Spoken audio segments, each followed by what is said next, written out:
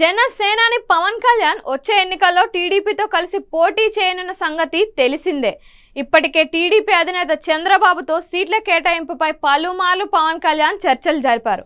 ఈ కూటమితో బీజేపీ కూడా చేరే అవకాశం ఉండడంతో ఢిల్లీ వెళ్లి బీజేపీ పెద్దలతో పవన్ చర్చలు జరపనున్నారు.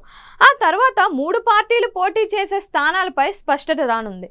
కాగా జనసేనాని పవన్ కళ్యాణ్ ఎక్కడి నుంచి పోటీ చేస్తారనే దానిపై ఆసక్తికర చర్చ సాగుతోంది. 2019 ఎన్నికల్లో పవన్ విశాఖపట్నం జిల్లాలోని గాజువాక, పశ్చిమ గోదావరి జిల్లాలోని భీమవరం నుంచి పోటీ చేశారు. అయితే 2 చోట్ల ఓటమి పాలయ్యారు. ఈ నేపథ్యంలో వచ్చే ఎన్నికల్లోని పవన్ కళ్యాణ్ 2 చోట్ల పోటీ చేస్తారనే టాక్ నడుస్తోంది. ఇందులో భాగంగా పిఠాపురం, తిరుపతి, అవనిగడ్డ, కాకినాడ రూరల్ తదితర స్థానాల పేర్లు వినిపిస్తున్నాయి. అయితే పవన్ గత ఎన్నికల్లో పోటీ చేసిన భీమవరం నుంచే మరోసారి బరిలోకి దిగుతారనే టాక్ నడుస్తుంది.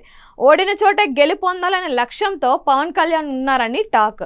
ఇందులో భాగంగా భీమవరంలో ఉండడానికి పవన్ ఇల్లు కూడా చూస్తున్నారని చెబుతున్నారు. ఈ దిశగా ఇప్పటికే జనసేన నేతలకు ఆయన ఆదేశాలు ఇచ్చినట్టు సమాచారం.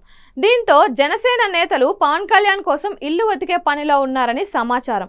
ఈ నేపథ్యంలో పవన్ కళ్యాణ్ భీమవరం నుంచే పోటీ చేస్తారని తెలుస్తుంది. అక్కడ ఇల్లు తీసుకోవాలని చూస్తుండటమే ఇందుకు నిదర్శనమని అంటున్నారు.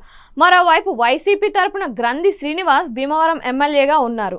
వచ్చే ఎన్నికల్లోనూ ఆయన మరోసారి పోటీ చేసే వీలుంది. 2019 ఎన్నికల్లో పవన్ 5,000 పైగా ఓట్ల తేడాతో భీమవరంలో ఓడిపోయారు. 2వ స్థానంలో నిలిచారు. టీడీపీ అభ్యర్థి రామాంజనేయులు 3వ స్థానంలో గెలిచారు. వచ్చే ఎన్నికలలో టీడీపీ జనసేన పొత్తు ఉండటంతో టీడీపీ అభ్యర్థి బరిలో ఉండే అవకాశం లేదు.